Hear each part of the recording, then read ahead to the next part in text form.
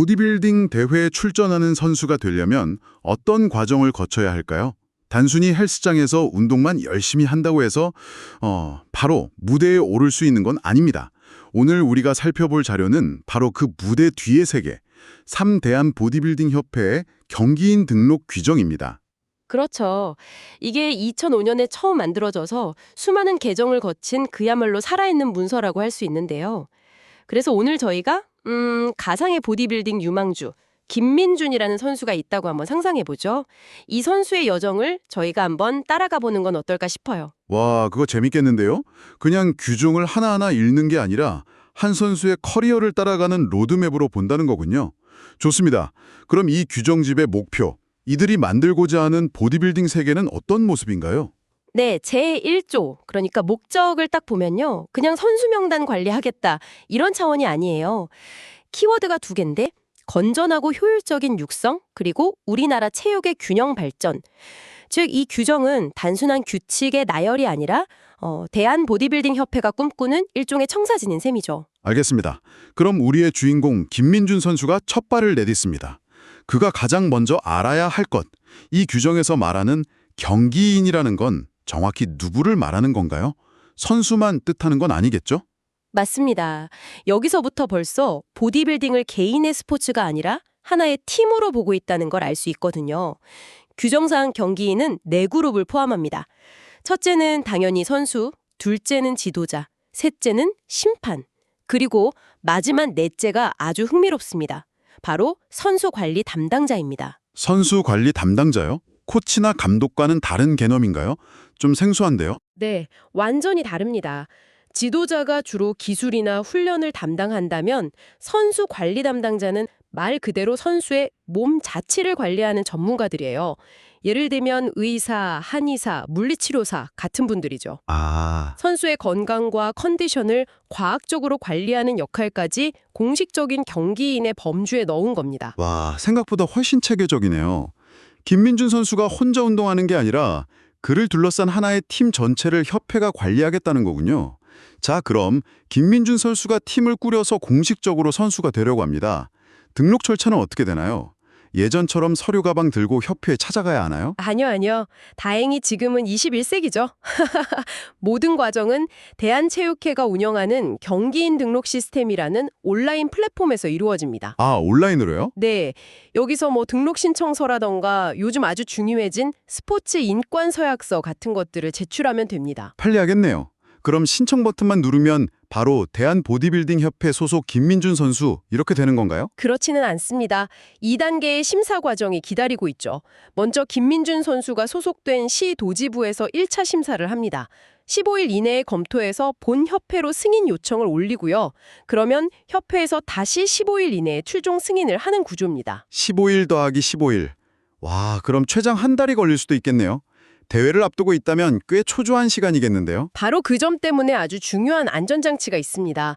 만약에 각 단계의 담당자가 15일 동안 아무런 조치 없이 서류를 그냥 쌓아만 둔다면 어떻게 될까요? 선수는 그냥 하염없이 기다려야 하는 거 아닌가요? 15일이 지나도 별다른 반려나 보완 요청이 없으면 자동으로 승인된 것으로 간주합니다. 잠시만요. 뭐라고요? 그냥 가만히 있으면 통과가 된다고요? 와, 이건 행정 편의주의나 지연에 대한 아주 강력한 견제 장치네요. 선수가 피해보는 일은 없게 하겠다는 거잖아요. 정확합니다. 선수의 권익을 보호하는 매우 실질적인 조항이죠. 정말 인상적이네요. 그럼 등록 시기도 정해져 있나요? 김민준 선수가 만약 5월에 나 선수 해야겠다 결심하면 내년까지 기다려야 하나요? 원칙적으로는 그렇습니다. 정기 등록은 매년 4월 초까지, 그리고 7월에 짧은 추가 등록 기간이 한 번 더 있고요. 하지만 우리의 주인공 김민준 선수처럼 이 세계에 처음 발을 들이는 최초 등록 선수에게는 문이 항상 열려 있습니다. 아, 그래요? 네, 이걸 수시 등록이라고 하는데요. 12세 이하 유소년 선수나 군대 문제, 그리고 지도자나 심판 같은 경우도 기간에 상관없이 언제든 등록이 가능합니다. 아하, 기존 선수들의 이동은 좀 제한하되 새로운 피가 쉬열되는 건 언제나 환영한다 이런 거군요. 맞습니다. 방금 신규 선수들에게는 문이 항상 열려 있다고 하셨는데 그렇다면 반대로 어떤 사람에게는 그 문이 아예 굳게 닫혀버리는 경우도 있겠군요. 어떤 잘못을 저지르면 이 보디빌딩 세계에 발도 못 붙이게 되나요? 네, 바로 등록 결격 사유 조항인데 이 규정집의 심장과도 같은 부분입니다. 굉장히 단호하고 엄격하죠. 우선 협회나 다른 체육단체에서 제명이라는 가장 무거운 징계를 받은 사람 당연히 안 되고요. 그리고 사회적으로 큰 문제가 됐던 승부 조작에 가담해서 유죄 판결을 받은 사람도 등록할 수 없습니다. 최근 스포츠계에서 벌어진 여러 사건들을 생각하면 당연한 조치 같네요. 특히 주목할 부분은 학교 폭력에 대한 조항입니다. 아주 구체적이거든요. 강간 같은 중대한 성폭력 범죄로 퇴학당하면 10년, 그 외에 폭력 사유로 퇴학당하면 5년 동안 선수 등록을 금지했습니다. 와, 이건 단순히 규절을 넘어서 우리 협회는 실력만 좋은 선수가 아니라 인성적으로도 최소한의 기준을 통과한 사람만을 원한다는 강력한 메시지를 던지는 겁니다. 무대 위에서의 근육만큼이나 무대 아래에서의 인격도 중요하게 보겠다는 거군요. 그런데 지도자나 심판의 경우는 기준이 훨씬 더 까다롭다고 들었습니다. 비교가 안 될 정도로 까다롭습니다. 선수보다 훨씬 더 높은 도덕적 기준을 요구하죠. 금고 이상의 실형은 물론이고 집행유예나 선고유예 같은 범죄 경력만 있어도 자격이 제한되거든요. 특히 성범죄에 대해서는 거의 무관형 원칙에 가깝습니다. 벌금형 1,000만 원 이상만 받아도 최소 3년에서 최대 20년까지 자격이 제한되는데 사실상 이쪽 세계에서 영원히 퇴출된다고 봐도 무방합니다. 그럴 수밖에 없겠네요. 선수들에게 절대적인 영향력을 행사하는 위치에 있는 사람들이니까요. 맞습니다. 그뿐만 아니라 선수를 폭행해서 금고 이상의 형을 받으면 10년, 또 승부 조작이나 편파 판정, 횡령 같은 그야말로 체육계의 고질적인 비리에 연루된 경우도 마찬가지입니다. 과거의 잘못을 뿌리 뽑겠다는 결연한 의지가 보이네요. 네. 그리고 또 하나, 상식적이지만 중요한 원칙이 있습니다. 한 해에 같은 종목에서 선수와 심판으로 동시에 뛸 수는 없습니다. 아, 그건 당연한 얘기죠. 자기가 출전한 경기를 자기가 심사할 수는 없는 노릇이니까요. 공정성 자체를 무너뜨리는 거고요. 그렇죠. 자, 좋습니다. 우리의 김민준 선수는 이 모든 엄격한 기준을 통과해서 드디어 공식 선수가 되었습니다. 그럼 이제 어떤 길을 가게 되나요? 등록에도 종류가 나뉜다고요? 네, 여기서부터 선수의 커리어가 갈라집니다. 등록 목적은 크게 세 가지인데요. 첫째는 15세 이하 유소년들을 위한 육성 목적. 둘째는 우리가 흔히 아는 엘리트 선수들을 위한 전문 채용 목적. 그리고 마지막 셋째는 동호인들을 위한 생활 채용 목적입니다. 전문 체육과 생활 체육을 명확하게 가르는 거군요. 이게 왜 그렇게 중요한가요? 실력만 좋으면 생활 체육으로 등록한 사람도 전문 체육 대회에 나갈 수 있는 거 아닌가요? 절대 안 됩니다. 그게 핵심입니다.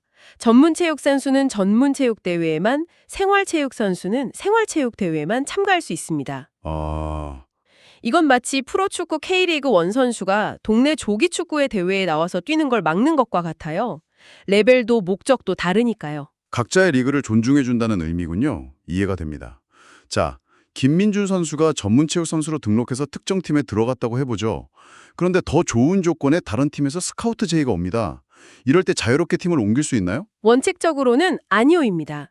소속을 옮기려면 반드시 이전 소속팀의 이적 동의서가 필요합니다. 아, 구단들이 공들여 키운 선수를 아무런 대책 없이 다른 팀에 빼앗기는 걸 막기 위한 최소한의 장치죠. 하지만 그 이적 동의서가 오히려 선수의 발목을 잡는 족쇄가 되는 경우도 많지 않나요? 팀에서 일부러 안 내주면서 선수의 앞길을 막는다는 이야기도 종종 들리고요. 정확히 보셨습니다. 그래서 이 규정은 그런 악용을 막기 위한 예외 조항과 보호 장치를 아주 촘촘하게 만들어뒀습니다. 예를 들어 12세 이하의 어린 선수, 고등학교 졸업하고 대학팀으로 가는 정상적인 진로의 경우, 혹은 갑자기 소속팀이 해체되는 그런 상황 등에는 이적 동의서가 아예 필요 없습니다. 아, 선수의 자유로운 이동권을 보장해 주는 거군요. 그렇죠. 동의서를 안 내주면 어떻게 하죠? 힘없는 선수가 거대 구단을 상대로 싸우기는 쉽지 않을 텐데요. 바로 그럴 때를 위한 최후의 보루가 있습니다. 선수는 협회에 구제 신청을 할 수 있어요. 그러면 협회가 중간에서 중재에 나서서 이적동에서 발급을 권고하고 그래도 팀이 끝까지 버티면 협회 직권으로 이적을 승인해 줄 수도 있습니다. 와, 선수를 보호하기 위한 장치가 정말 잘 되어 있네요. 그럼 이제 좀 더 깊은 이야기로 들어가 보죠. 김민준 선수가 스타가 됐습니다. 광고도 들어오고 방송 출연 섭외도 옵니다. 이런 활동은 자유롭게 할 수 있나요? 여기서부터 이 규정에 가장 민감하고 또 논쟁적인 부분이 시작됩니다. 결론부터 말하면 자유롭지 않습니다. 네. 규정을 보면 등록 선수가 보디빌딩 홍보와 직접적인 관련이 없는 광고, 쇼, 이벤트 행사에 참여하려면 사전에 협회의 승인을 받아야만 합니다. 잠깐만요. 사전 승인이요? 그건 선수의 상업 활동, 즉 돈을 버는 활동까지 협회가 통제하겠다는 의미 아닌가요? 바로 그겁니다. 만약 승인 없이 개인적으로 활동하다가 적발되면 선수 활동에 제한을 받는 징계까지 받을 수 있습니다. 그리고 여기서 한 걸음 더 나아가는데요. 협회나 세계연맹이 인정하지 않는 다른 사설단체와 주최하는 대회에 참가하는 건 역시 금지됩니다. 와, 만약 그 대회에 나가면 협회가 주관하는 모든 대회는 물론이고 국가대표 선발전에도 나갈 수 없게 될 수 있습니다. 이건 정말 충격적이네요.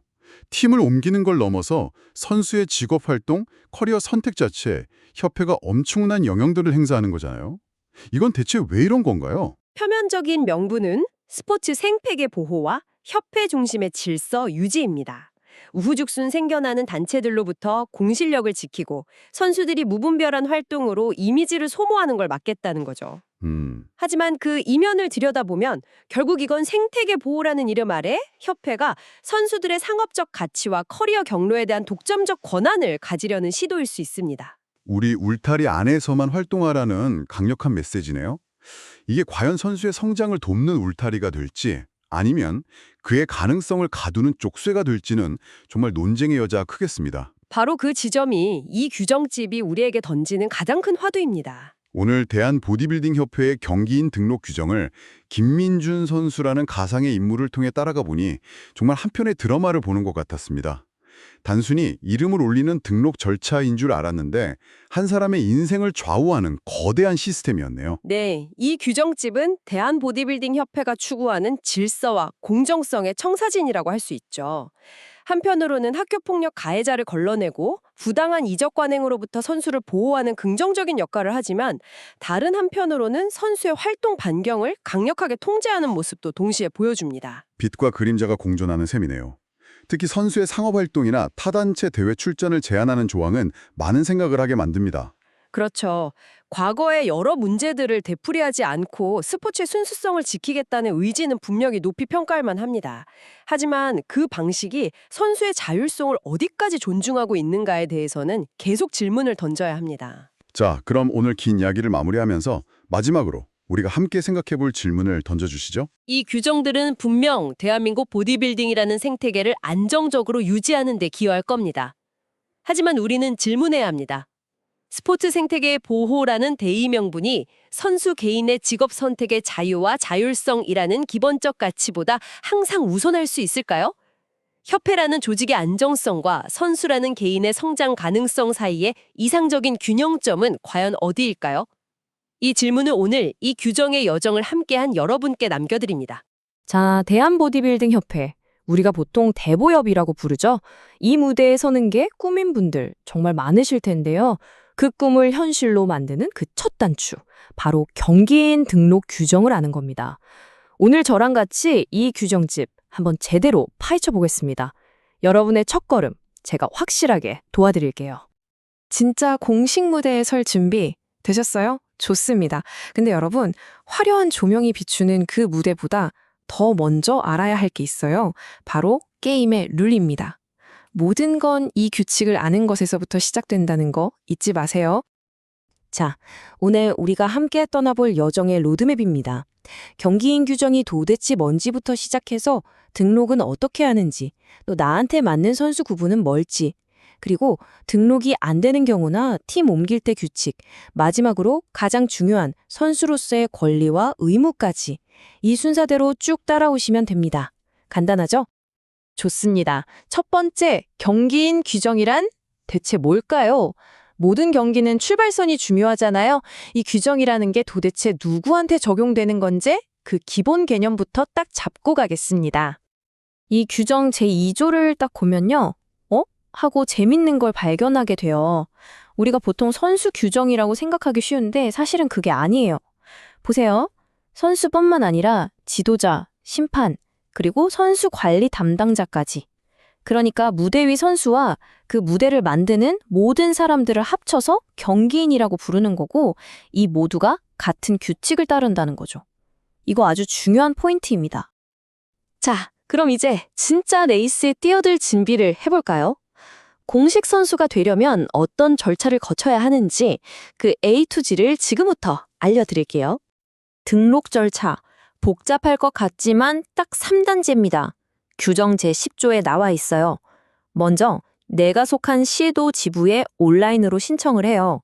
그럼 그 지부에서 검토하고 15일 안에 대보협 본부에 승인 요청을 하죠. 그럼 대보협 본부에서 또 15일 안에 최종 승인을 내주는 구조입니다. 여기서 핵심이 뭐겠어요? 바로 15일이라는 시간이에요. 만약에 서류 하나라도 잘못 내면 한 달이 그냥 훅 날아갈 수도 있다는 거 진짜 꼼꼼하게 챙기셔야 합니다. 자, 이 날짜들 규정 제11조에 나오는 건데 이건 진짜 달력에 빨간 펜으로 동그라미 쳐놔야 합니다. 매년 정기 등록은 언제? 4월 10일까지. 만약에 이걸 놓쳤다? 괜찮아요. 7월에 딱 한 번 추가 등록 기간이 있습니다. 물론 예외도 있어요. 처음 선수로 등록하시거나 우리 어린 선수들 그리고 생활체육으로 뛰시는 분들은 이런 마감 기한 없이 언제든 등록이 가능하니까 너무 걱정 안 하셔도 됩니다. 자, 이제 정말 중요한 선택의 시간입니다. 이건 그냥 서류에 체크하는 게 아니라 선수로서 나의 길을 정하는 아주 전략적인 결정이에요. 바로 어떤 선수로 뛸 것인가, 나에게 맞는 레인을 찾는 거죠. 이 선택이 앞으로 여러분의 커리어를 좌우하게 될 겁니다. 규정 제18조랑 23조를 보면 길이 딱 두 갈래로 나뉩니다. 하나는 국가대표를 꿈꾸는 엘리트 선수의 길, 전문체육. 다른 하나는 즐기면서 건강을 챙기는 생활체육이에요. 근데 여기서 진짜 정말 중요한 규칙이 있어요. 이건 마치 한번 타면 갈아탈 수 없는 기차 같은 거예요. 전문체육 선수는 생활체육 대회에 못 나가고 생활체육 선수는 전문체육 대회에 절대 못 나갑니다. 서로 넘을 수 없는 벽이 있는 거죠. 신중하게 선택해야 하는 이유 아시겠죠? 자, 이제 분위기를 조금 바꿔서 좀 진지한 얘기를 해볼게요. 어떤 경우에는 아예 선수 등록 자체가 불가능한지 말 그대로 레드카드를 받는 경우에 대해 알아보겠습니다. 이건 정말 절대 어기면 안 되는 규칙들이에요. 지금부터 보실 이 내용, 규정 제14조인데요. 이건 그냥 가벼운 반칙 수준이 아닙니다. 선수 인생이 끝날 수도 있는 정말 심각한 결과로 이어질 수 있는 내용들이니까 집중해서 들어주세요. 자, 선수 본인의 결격 사유입니다. 제14조 1항에 나와 있는데 상식적으로 생각해보면 당연한 것들이에요. 다른 스포츠 단체에서 영구 제명을 당했거나 아직 징계 기간이 끝나지 않은 경우, 그리고 스포츠의 근간을 흔드는 승부 조작, 또 사회적으로 용납될 수 없는 심각한 학교 폭력 같은 이력이 있다면 당연히 공식 무대에 설 자격이 없습니다. 그리고 제14조 2항을 보면 선수들을 이끄는 지도자나 심판에게는 훨씬 더 엄격한 기준이 적용됩니다. 금고 이상의 실형을 받았거나 특히 성범죄, 횡령, 선수 폭행 같은 범죄 이력이 있으면 안 돼요. 승부 조작이나 편파 판정은 말할 것도 없고요. 왜냐하면 이 자리는 선수들의 실매를 바탕으로 하는 그만큼 미거운 책임이 따르는 자리니까요. 선수 생활 하다 보면 팀을 옮길 일이 생기잖아요? 더 좋은 환경을 찾아서요. 근데 이게 저 내일부터 다른 데서 운동할게요. 이렇게 간단한 문제가 아닙니다. 공식적인 절차, 즉 이적 규정을 지키지 않으면 큰일 날 수 있어요. 한번 알아볼까요? 근데 이런 생각 드실 거예요. 아니, 팀 한 번 옮기는데 맨날 그렇게 복잡한 서류를 떼야 하나? 사실 꼭 그렇지만은 않습니다. 이적 동의서가 필요 없는 아주 중요한 예외 경우들이 있거든요.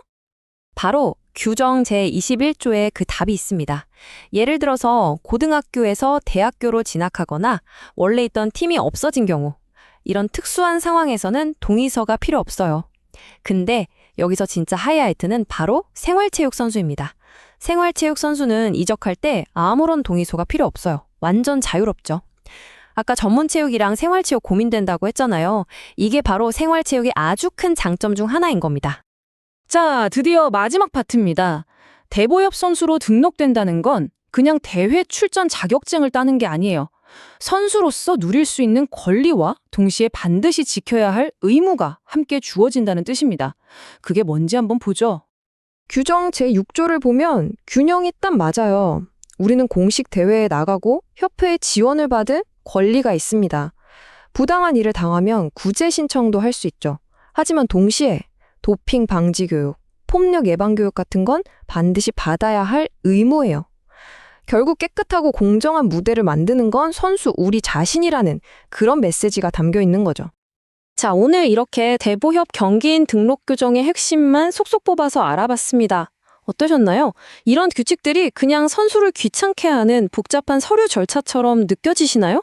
아니면 우리 모두가 안심하고 최고의 기량을 펼칠 수 있는 공정한 무대를 만들기 위한 최소한의 약속이라고 생각하시나요? 한 번쯤 생각해 보시면 좋겠습니다.